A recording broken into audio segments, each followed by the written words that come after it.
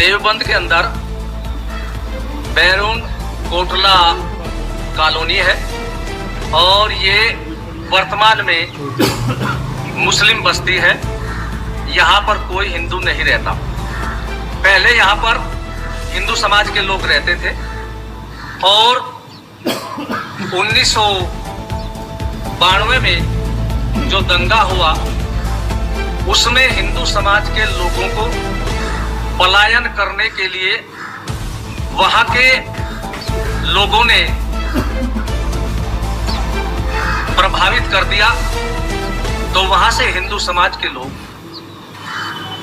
पलायन कर गए और अब वहां पर सनातन समाज का, हिंदू समाज का शिव मंदिर है और खंडर अवस्था में है।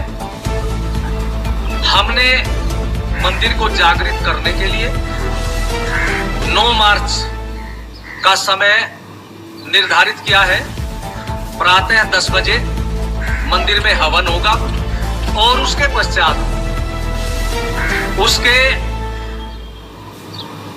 पुनरुद्धार के लिए विचार विमर्श होगा।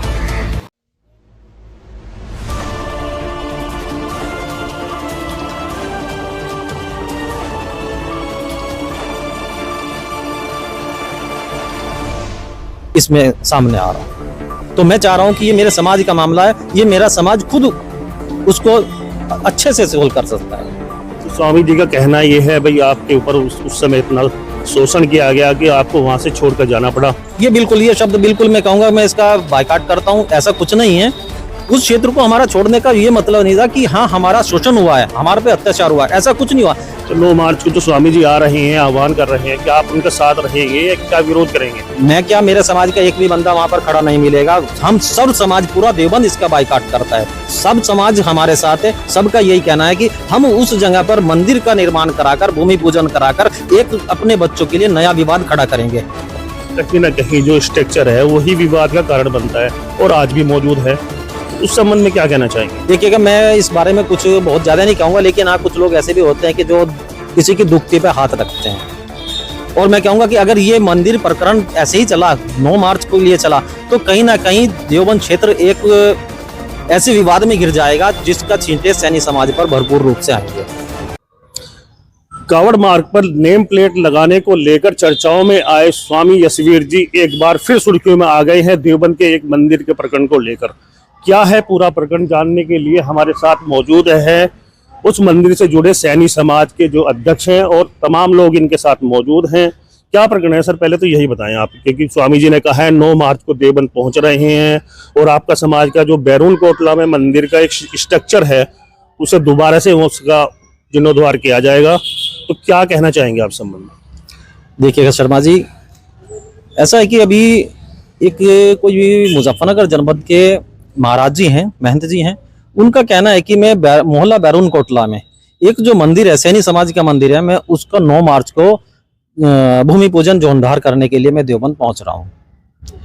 तो मेरा मानना है ये शायद महाराज जी की नॉलेज में नहीं है कि ये एक समाज की संपत्ति है, निजी समाज की संपत्ति, सैनी समाज की संपत्ति है, जिसकी एक समिति का गठन हुआ है।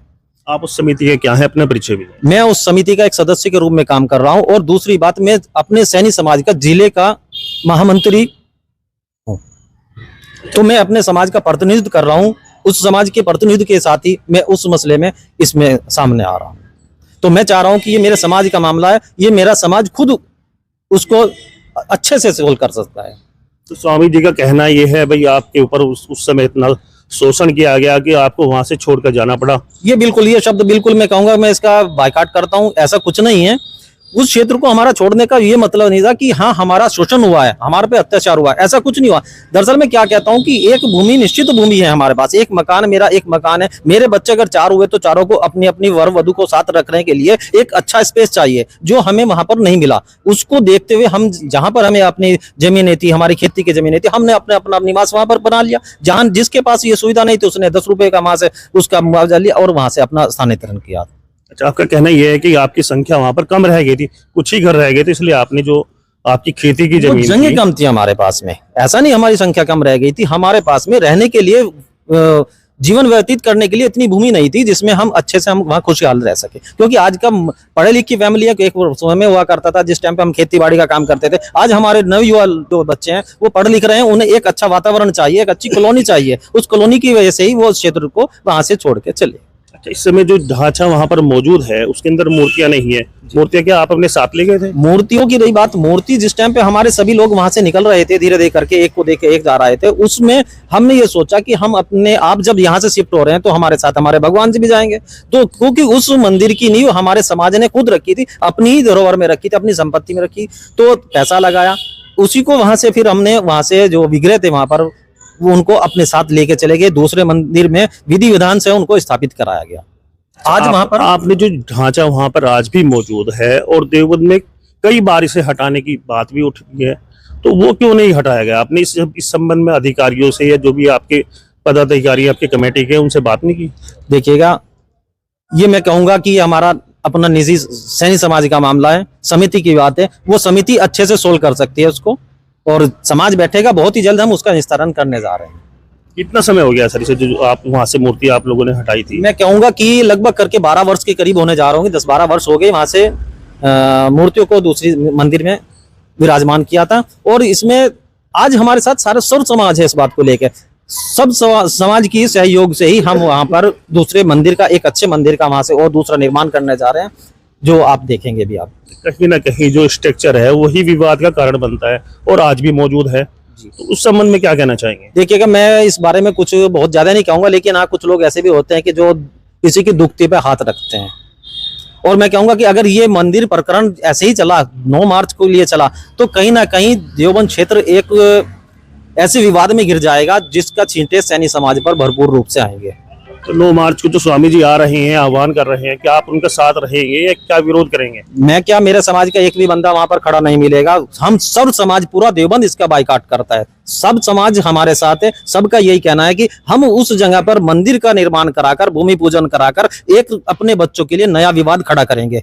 प्रशासन को मेरी यही मांग है कि प्रशासन इस बात को देख रेख रखे और वहां पर वो भूमि पूजन का कार्य ना होने दे, क्योंकि किसी की अलग से संपत्ति नहीं जा रही है। अभी आपने क्या रूपरेखा बनाई है, जो अभी भी जो विवाद की जड़ है, ढांचा वहां पर मौजूद है, तो उसके लिए क्या कहना चाहेंगे? देखिएगा, ये सब प्रकरण प्रशासन की नजर में है, शासन की नजर में है। शासन और प्रशासन का जैसे आदेश होगा उसी को देखते हुए ये कार्य आगे बढ़ाया जाएगा। और भी आपके साथ लोग मौजूद हैं, सबसे बुजुर्ग मुझे आप ही लग रहे हैं, क्या सहमत है आप इनकी बात से? जी हाँ, बिल्कुल सहमत है जी।